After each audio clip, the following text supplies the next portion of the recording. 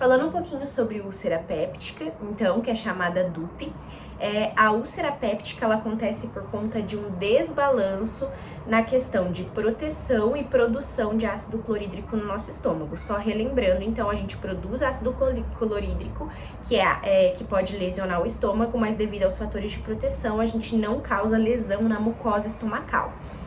Na úlcera péptica existem principalmente dois fatores que vão desencadear esse desequilíbrio. Então,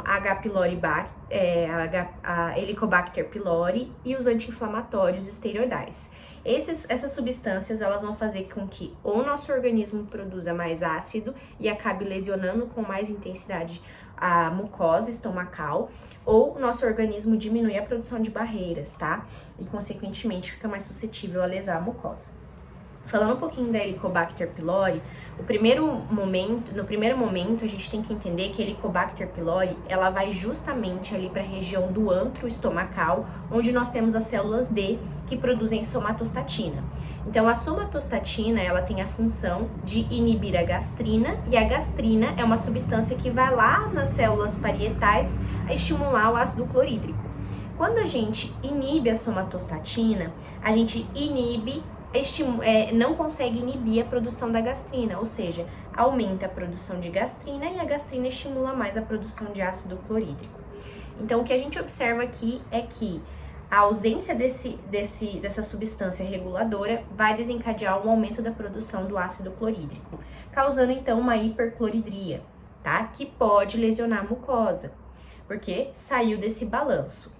Mas, com o tempo, essa H. pylori, ela pode se disseminar pelo restante do nosso estômago, e o que a gente vai observar é que, além de pegar as células D, ela vai pegar as outras células. Então, ela pega a célula D, a célula G, ela vai pegar as células parietais que produzem o ácido clorídrico, e aí, aquela questão de que ela estava aumentando o ácido clorídrico acaba cessando, e nesse momento ela vai diminuir a produção de ácido clorídrico.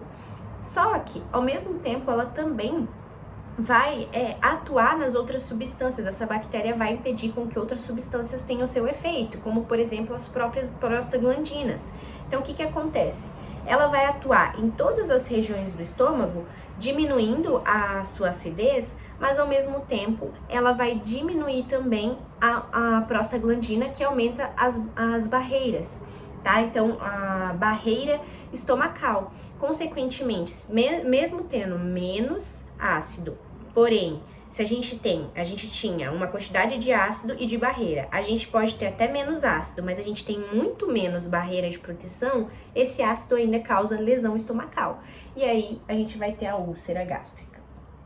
Então, além da H. pylori, nós temos também os anti-inflamatórios não esteroidais. Os anti-inflamatórios, eles podem inibir a ação de duas enzimas, a COX, não sei se é enzima, mas duas substâncias, a COX-1 e a COX-2. A COX-1, ela tem uma função de estimular as prostaglandinas. As prostaglandinas estimulam, então, as barreiras de proteção do nosso estômago. E a COX-2, ela tem a função anti-inflamatória. Como os AINES não seletivos são mais usados no dia a dia, como por exemplo ibuprofeno, diclofenaco, nimesulida, indometacina, todos esses medicamentos que estão citados ali do lado, o que acontece? O uso constante desses medicamentos inibe constantemente a prostaglandina e a gente diminui a nossa barreira de proteção. Então aqui o desequilíbrio acontece por diminuição da barreira de proteção.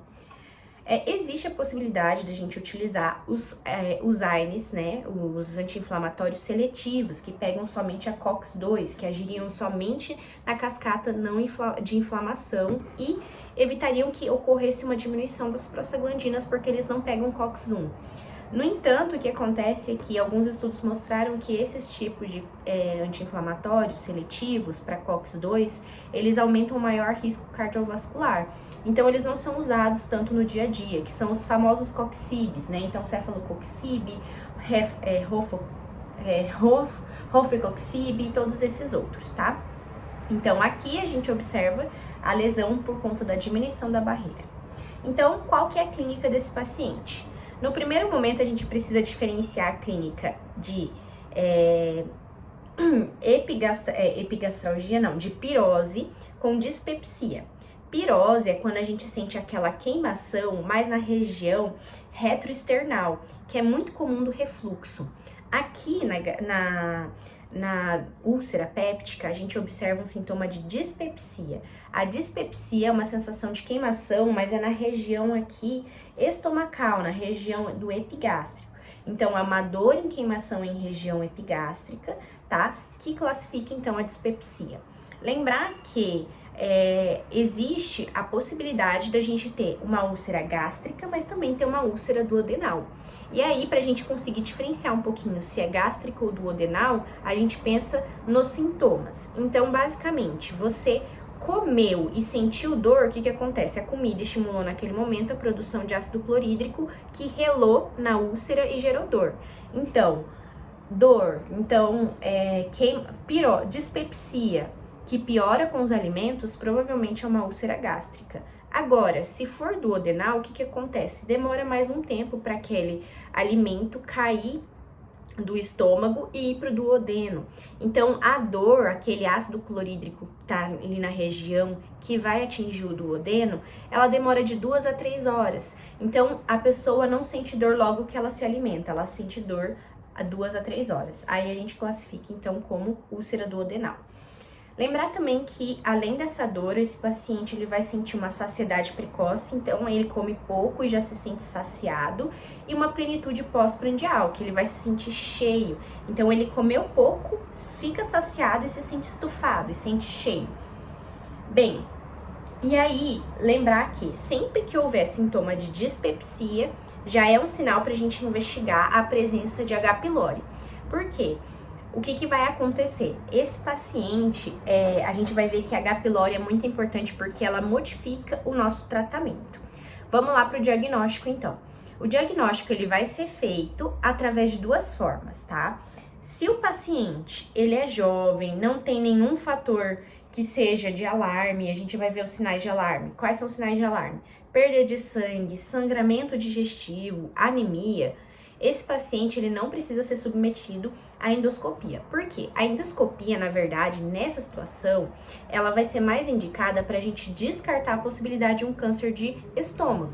Então, a endoscopia, na verdade, não é para a gente achar úlcera, e sim para descartar um câncer. E ela vai ser solicitada mais nos pacientes que têm uma maior tendência a ter câncer. Então, a endoscopia é indicada mais em pacientes com mais de 45 anos ou pacientes que têm esses sinais de alarme, que eu falei. Então, sangramento digestivo, que vai ter uma anemia ou perda de peso. Se o paciente não tem nenhum desses sintomas, a gente vai fazer, então, uma prova terapêutica. A gente começa a tratar aquele paciente, se ele apresentar melhora, provavelmente era ali, então, uma úlcera péptica, tá? E aí, como que a gente pode fazer o diagnóstico? Se a gente for fazer, então, como que a gente diagnostica se tem realmente uma úlcera, tá? E aí, como que a gente vai saber se essa úlcera péptica é por H. pylori ou não? Toda vez que tiver sintoma de dispepsia, a gente tem que investigar se existe H. pylori, tá? Por quê? O que acontece? A H. pylori, então, ela tem um tratamento diferenciado. Como que a gente vai investigar o tratamento da H. pylori? A gente tem o método invasivo e o não invasivo. O método invasivo é aquele paciente que a gente vai optar pelo método invasivo para aquele paciente que já vai fazer endoscopia, e aí a gente aproveita e já vai fazer o diagnóstico se tem H. pylori ou não. Nos métodos invasivos, nós temos 3 possibilidades. A gente pode fazer o teste da urease, que basicamente pega uma parte ali do tecido da mucosa gástrica, mistura com a urease e já dá positivo na hora ou não. Ou se não, a gente pode fazer uma biópsia e fazer o histopatológico também, aproveita e já vê se tem câncer. Ou se caso um desses dois seja refratário, não deu nada, e você ainda tá desconfiando de H. pylori, você pode fazer a cultura da H. pylori, mas é demorado, então, fica em último caso. Agora, se você não vai submeter esse jovem, essa pessoa, a uma endoscopia, então se não tem sinal de alarme, se é uma pessoa jovem que só tá com dispepsia, vamos investigar se tem H. pylori independente, porque dispepsia já nos diz para investigar sobre H. pylori. E aí, o que a gente vai fazer? O teste de preferência é o teste da ureia respiratória. Basicamente, esse paciente, quando ele tem H. pylori, ele vai produzir uma maior quantidade de ureia. E essa ureia, ela acaba sendo difundida ali pro pulmão e acaba saindo num processo de expiração. Então, quando esse paciente expira, se na hora de você expirar o ar e observar que tem uma maior quantidade de ureia, provavelmente ele tem H. pylori. Fecha o diagnóstico, tá? Pode ser realizado também o agente nas fezes, mas é bem difícil de achar, e pode ser feita sorologia. No entanto, a gente vai ver que o teste de escolha realmente é esse teste respiratório. E a gente vai ver também que na sorologia o ideal não seria pedir para rastreamento, porque a gente vai ver, identificou H. pylori, depois que a gente fez o tratamento, a gente tem que rastrear, ver se essa H. pylori ainda está ali. Então, o que a gente vai fazer? Não vai ser feito a sorologia, vai ser terminou o tratamento, vai rastrear dali um tempo, a gente vai rastrear com o teste da ureia respiratória, porque a sorologia ela pode dar positiva ainda para H. pylori por um longo período de tempo, mesmo aquela bactéria estando erradicada. Então, ela pode ser utilizada, mas não serve para controle de cura, tá? Então, o ideal, diagnóstico da H. pylori, sempre preferir método não invasivo. Se for fazer endoscopia, já usa o método invasivo mesmo, porque daí você já mata 2 coelhos com uma facada só, né? Não sei se assim fala. Enfim, tratamento agora, como que a gente vai fazer o tratamento? Então, o tratamento ele se baseia em diminuir a produção de ácidos, tá? E existem 2 maneiras de diminuir a produção de ácido, já que aquele ácido está lesando aquele tecido que está exposto, tá? Então, basicamente, a gente tem inibidor de bombas de prótons, ou seja, inibindo a bomba de próton que secreta o ácido clorídrico, a gente diminui, então, a lesão naquele tecido, naquela úlcera, ou o bloqueador histamínico. A gente viu que uma das vias para a produção do HCl seria, então, só relembrando, a gente tem a via da gastrina, que estimula a bomba de próton, a gente tem a via do nervo vago, que estimula a bomba de próton, e da histamina, que estimula a bomba de próton. Se a gente usa só o antihistamínico, a gente está impedindo uma das vias, a gente não está agindo direto na bomba de prótons. Então, por isso que o mais eficiente seria a gente utilizar o inibidor de bomba de prótons, que age no problema central. Mas a gente pode usar associado, por exemplo, o antihistamínico ali, o bloqueador histamínico, para resolver o problema, que seria a ranitidina, cimetidina. Lembrar que pode ser utilizado, então, como o inibidor de bomba de próton é o padrão ouro, porque ele age no problema ali centralizado, tá? E o tratamento, então, vamos lá. Vamos como que a gente vai fazer, então. Identifiquei que existe H. pylori. O meu tratamento vai ser com antibiótico e omeprazol. Então, eu vou dar claritromicina, 500mg de 12 em 12 horas, amoxicilina, 1 grama de 12 em 12 horas e omeprazol, 20mg de 12 em 12 horas, tá? Lembrar de tomar antes da alimentação o omeprazol, por 14 dias, tá? Então, após fazer o tratamento, eu preciso confirmar se essa bactéria foi erradicada. Então, após 4 semanas de tratamento, eu fiz 14 dias, após 4 semanas eu faço o teste respiratório da ureia e confirmo se a bactéria foi erradicada. Caso tenha que submeter esse paciente de novo a uma endoscopia por motivos específicos, eu posso fazer também, então, e verificar se a H. pylori dela está lá por endoscopia, mas geralmente vai ser pelo teste de respiratório da ureia, tá? Caso o meu paciente ele não tenha H. pylori, ou seja, deu H. pylori negativo, eu vou investigar se ele está fazendo uso de algum anti-inflamatório, e esse anti-inflamatório está causando aquela diminuição da barreira, como a gente viu, e se ele estiver usando anti-inflamatório, eu vou suspender o anti-inflamatório. Bem, lembrar que esse paciente eu só vou tratar com o inibidor de bomba de próton, eu não preciso de antibiótico porque o problema estava no anti-inflamatório, tá? E esse meu inibidor de bomba de prótons vai ser de 4 a 8 semanas. Eu só vou usar contínuo se esse meu paciente tiver um quadro, sintomas refratários, uma úlcera maior que 2 centímetros, então uma úlcera aumentada, o uso de ARNs ou múltiplas comorbidades, tá? Lembrar que eu só vou repetir a endoscopia em alguns casos específicos. Então, se o meu H. pylori veio negativo, se o meu histopatológico vem negativo para câncer gástrico, eu só vou fazer endoscopia de novo se meu paciente está tratando e ainda continua com sintomas, tá?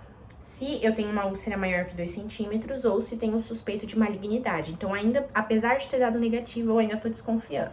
Então, lembra que ali, quando eu fiz o diagnóstico invasivo para H. pylori, eu já fiz a coleta, fiz a biópsia e já levei pro histopatológico para ver se não tinha câncer gástrico, tá?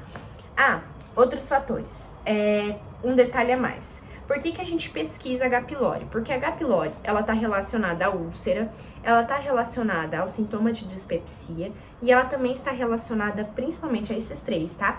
E principalmente ao linfoma de Malte. O linfoma de Malte é um tipo de linfoma no estômago e a forma de você tratar esse linfoma no início do processo é erradicando H. pylori. Então, é muito importante, porque você trata uma forma de você evitar que o câncer avance, né? Você trata aquele câncer erradicando H. pylori, tá? Aí aqui tem as outras causas, tipo o uso crônico de iron e tudo mais. E aqui lembrar que o H. pylori ele tem uma íntima relação com o câncer, a gente vai ver mais pra frente, então sempre ter cuidado. Por último aqui, é bom entender que se você tá tratando o paciente, fez a prova terapêutica com inibidor de bomba de prótons, e ele vai fazer uma endoscopia por algum motivo em específico, cessar o uso desse inibidor de bomba de prótons 2 semanas antes. Por quê? O inibidor tá fazendo efeito diminuindo a ação ácida, tá? E provavelmente tá melhorando aquele paciente. E segundo, porque ele pode dar um falso negativo para o H. pylori. Então, a gente sempre suspende 2 semanas antes. Então, resumindo, o tratamento é clínico, com o inibidor de bomba de prótons, se tiver H. pylori, os antibióticos associados, e suspender o anti-inflamatório se existir anti-inflamatório. Quando que a gente vai fazer o tratamento cirúrgico? O tratamento cirúrgico, caso esse paciente não consiga ser tratado, ainda tem sintomas muito intensos, não consegue ser tratado com o tratamento, não consegue melhora dos resultados com o tratamento clínico, ou se ele tiver algum tipo de complicação, como úlcera perfurada, ou uma úlcera que sangra muito, ou outros motivos que são complicações um pouco mais graves.